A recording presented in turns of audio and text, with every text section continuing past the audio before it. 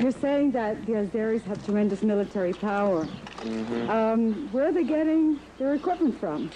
Well, they got most of it from the Soviet Army. When the Soviet Army was dissolved, they got their portion, quote unquote. But they've also bought a lot from other Soviet republics. They've gotten some from the Ukraine.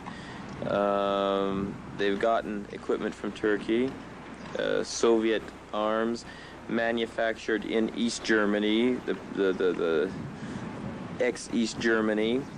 An awful lot of those arms were sent to Turkey, and Turkey sent those arms to Azerbaijan. We've captured East German-made Kalashnikovs, things like that.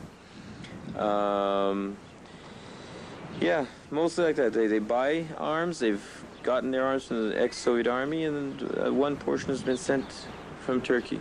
And you?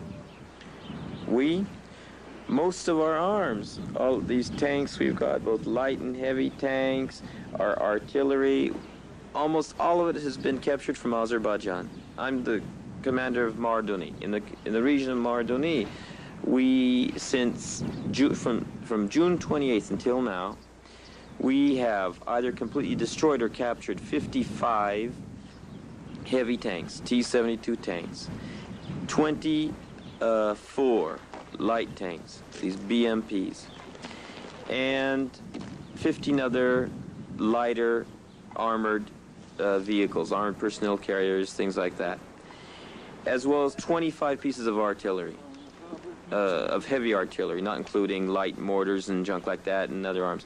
The bulk of what we have, of what we fight with, has been captured from Azerbaijan. Just in the last fighting here in Mardegert, they've captured about 20 heavy tanks.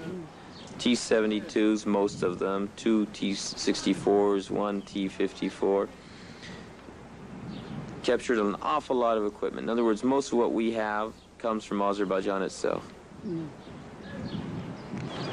It's been rough, huh? Huh? It's been rough.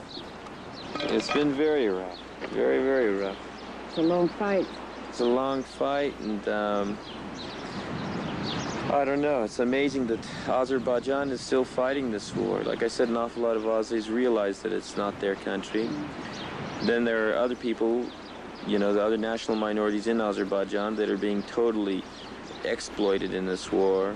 The Kurds were used against us in Lachin, and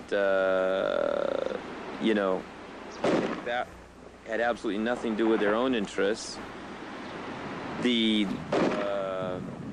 Talish and Lezgi nationalities are being used against us. It's very interesting that a very high proportion of the bodies we've recovered, the Azeri soldiers' bodies that we recovered, are either Talish or Lezgi.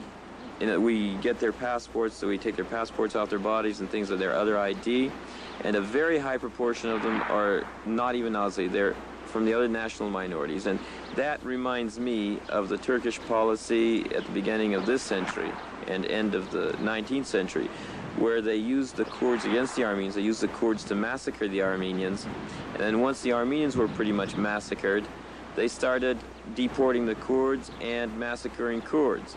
In other words, they're setting non-Azeri national minorities against us in this war, knowing that the more of those youth that are killed, the better for the, chauvinist Azeri authorities. In other words, to get rid of those national minorities. And at the same time, they try to crush the Armenians here. And it's amazing to me that those national minorities don't have aren't more awake. They're not more conscious of what's going on, because for us it's very, very clear what's going on. They're being used against us, and if Azerbaijan succeeds in crushing the Armenian movement here, they'll begin crushing the Talish, they'll begin pressing the Lezgis, and things will get even worse for them. It's been also written that there are some human rights violations being committed by Armenian people at the moment. Yes, let me say that in this war, in this war, there have been violations.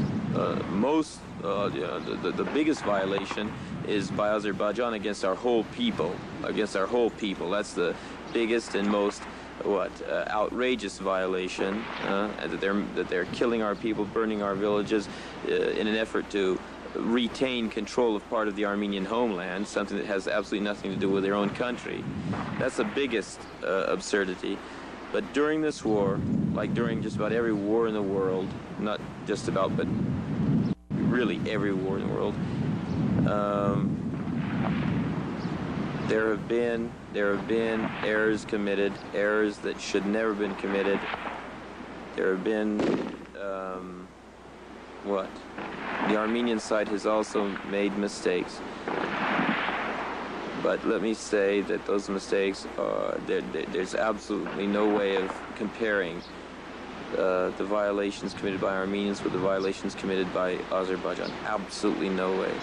In no way whatsoever can you compare the two.